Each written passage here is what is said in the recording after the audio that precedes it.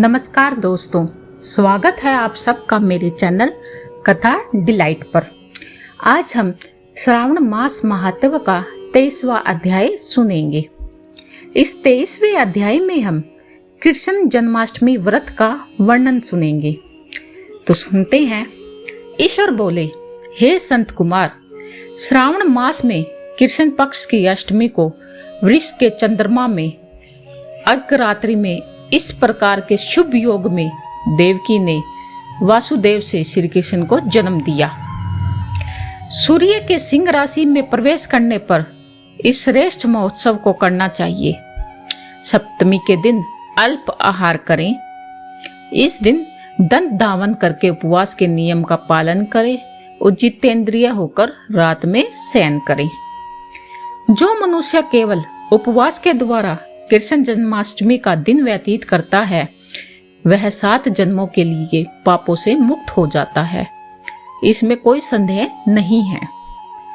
पापों से मुक्ति होकर गुणों के साथ जो वास होता है, उसी को सभी भोगों से रहित उपवास जानना चाहिए। अष्टमी के दिन नदी आदि के निर्मल जल में तिलों से स्नान करके किसी उत्तम स्थान में देवकी का सुंदर सूती कारग्रह बनाना चाहिए, जो अनेक वर्ण के वस्त्रों, कलशों, फूलों, पुष्पों और दीपों से सुशोभित हो और चंदन तथा अगरू से सुवासित हो। उसमें हरीश पुराण के अनुसार गोकुल लीला की रचना करें और उसे बाजों की ध्वनियों और नित्य गीत आदि मंगलों से सदा युक्त रखें। उस ग्रह के मध्य में षष्ठी देवी की प्रतिमा सहित सोने, चांदी, तांबा, पित्तल, मिट्टी, काष्ठ और मणि अनेक रंगों से लिखी हुई श्री कृष्ण की प्रतिमा स्थापित करें। वहां 8 शल्य वाले पर्यक यानी पलंग के ऊपर सभी शुभ लक्षणों के संपन्न प्रस्तावस्था वाली देवी की मूर्ति रखकर उन सबको एक मंच पर स्थापित करें और उस पर्यक में स्तनपान करते हुए सुप्त बाल रूप श्री कृष्ण को भी स्थापित करें।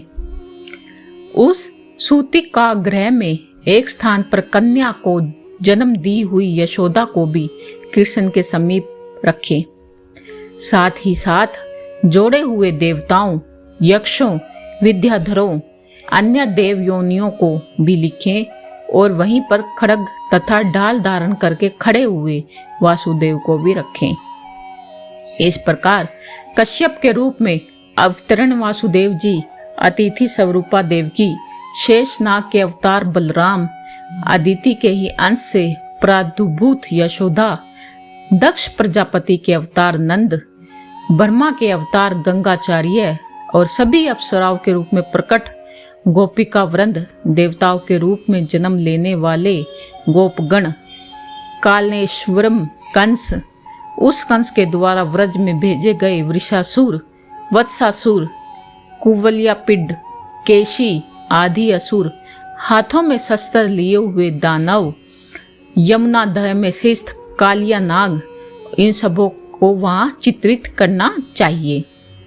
इस प्रकार पहले इन्हें बनाकर श्री कृष्ण ने जो भी लीलाएं की है उसे भी अंकित करके भक्ति प्राण होकर प्रयत्न पूर्वक 16 उपचारों से देवकी इस मंत्र के द्वारा उनकी पूजा करनी चाहिए। वेणु अथवा वीणा की ध्वनि के द्वारा गान करते हुए प्रधान किन्नरों से निरंतर जिनकी स्तुति की जाती है, हाथों में बिंगारी, दर्पण, दुर्वा, दति, कलश किए हुए किन्नर जिनकी सेवा कर रहे हैं, जो सैया के ऊपर सुंदर आसन पर भली भांति विराजमान है, जो अत्यंत प्रसन्न मुखमंडल वाली तथा पुत्र से शोभायान है, वे देवताओं की माता और विजय स्तुता देवी देवकी अपने पति वासुदेव सहित सुशोभित हो रही है। उसके बाद विधि जानने वाले मनुष्य को चाहिए कि आदि में प्रणव, अंत के नम में नम से युक्त करके अलग अलग सभी के नामों का उच्चारण करके सभी पापों से मुक्ति के लिए देवकी, वसुदेव, वासुदेव, बलदेव, नंद, यशोदा की पृथक पृथक पूजा करनी चाहिए। इसके बाद चंद्रमा के उदय होने पर श्री हरि का स्मरण करते हुए चंद्रमा को अर्घ प्रदान करें। इस प्रकार कहना चाहिए, हे क्षीर सागर से प्रादुर्भूत, हे अत्रि गोत्र से उत्पन्न आपको मेरा नमस्कार। हे रोहिणी कांत, मेरे इस अर्घ को आप स्वीकार कीजिए। देवकी के साथ वासुदेव, नंद के साथ यशोदा, रोहिणी के साथ चंद्रमा और श्री कृष्ण के साथ बलराम की विधिवत पूजा करके मनुष्य कौन सी परम दुर्लभ वस्तु को नहीं प्राप्त कर सकता। कृष्णाष्टमी का व्रत 1 करोड़ एकादशी व्रत के समान होता है। इस प्रकार से उस रात पूजन करके प्रातः 9वीं तिथि को भगवती का जन्म महोत्सव वैसे ही मनाना चाहिए जैसे श्री कृष्ण का हुआ था।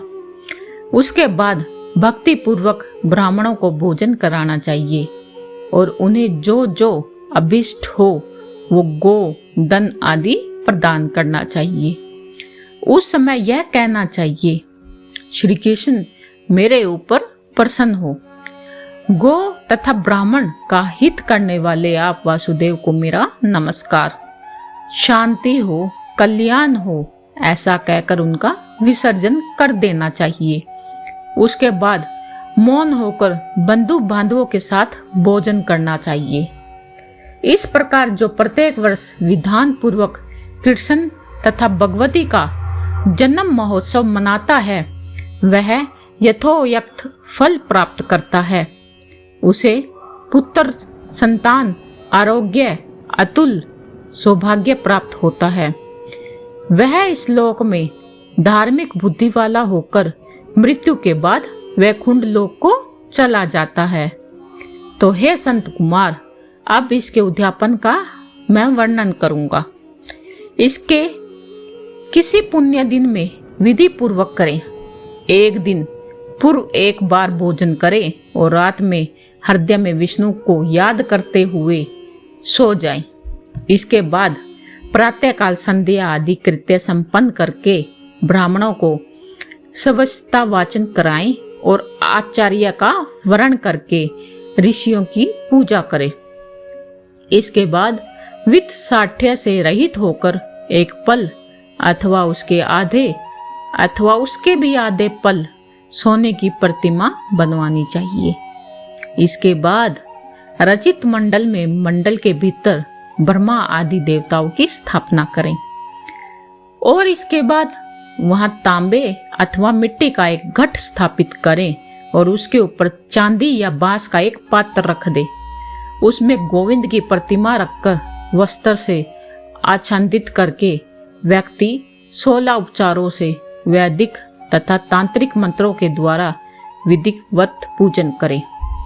इसके बाद शंख में पुष्प, फल, चंदन, नारिकेल फल सहित शुद्ध जल लेकर पृथ्वी पर घुटने टेक कर यह कहते हुए देवकी सहित भगवान श्री कृष्ण को अर्घ प्रदान करें कि कंस के वध के लिए, पृथ्वी का भार उतारने के लिए, कौरवों के विनाश के लिए, दैत्यों के संहार के लिए आपने अवतार लिया है। हे हरि, मेरे द्वारा प्रदत्त इस अर्घ को आप देवकी सहित ग्रहण करें। इसके बाद बुद्धिमान को चाहिए कि चंद्रमा को पूर्वोक्त विधि से अर्घ प्रदान करें। पुनः भगवान से प्रार्थना करें, हे जगन्नाथ, हे देव की पुत्र, हे प्रभु, हे वासुदेव पुत्र, हे अनंत, आपको मेरा नमस्कार। भव सागर से मेरी रक्षा कीजिए। इस प्रकार देवेश्वर से प्रार्थना करके रात्रि में जागरण कराना चाहिए। पुनः प्रातःकाल शुद्ध जल में स्नान करके जनार्दन का पूजन खीर, तिल, घृत से मूल मंत्र के द्वारा भक्ति पूर्वक 108 आहुति देकर पुरुष सूक्त से हवन करें और पुनः इंद्र विष्णुवर्वी चक्रवे इस मंत्र से केवल घृत यानी घी की आहुतियां देनी चाहिए। पूर्णाहुति देकर होम शेष संपन्न करने के अंतरण आभूषण और वस्त्र आदि से आचार्य की पूजा करनी चाहिए। उसके बाद व्रत की संपूर्णता के लिए दूध देने वाली, सरल स्वभाव वाली, बछड़े से युक्त, उत्तम लक्षणों से संपन्न, सोहे की सींग, चांदी के खुर, कांस्य की धोनी, मोती की पूंछ, तंबरू की पीठ और सोने के घंटे से अलंकृत की हुई एक कपिला गौ को वस्त्र से आच्छादित करके दक्षिणा सहित दान करना चाहिए। इस प्रकार दान करने से व्रत संपूर्णता को प्राप्त होता है। कपिला गौ के अभाव में अन्य गौ भी दान की जाती है। इसके बाद ऋषियों को यथा योग्य दक्षिणा प्रदान करें। इसके बाद 8 ब्राह्मणों को भोजन कराएं और उन्हें भी दक्षिणा दें। पुनः सावधान होकर जल से परिपूर्ण कलश ब्राह्मणों को प्रदान करें और उनसे आज्ञा लेकर अपने बंधुओं के साथ भोजन करें। हे ब्रह्मपुत्र, इस प्रकार व्रत का उद्यापन कृत्य करने पर वह बुद्धिमान मनुष्य उसी क्षण पाप रहित हो जाता है और पुत्र पौत्र से युक्त और धन धान्य से संपन्न होकर बहुत समय तक सुखों का उपभोग कर अंत में वैकुंठ प्राप्त करता है। तो इस प्रकार श्री स्कंद पुराण के अंतर्गत ईश्वर संत कुमार संवाद में श्रावण मास महात्म्य में कृष्ण जन्माष्टमी व्रत कथन नामक 23वां अध्याय भी पूर्ण हुआ। धन्यवाद दोस्तों।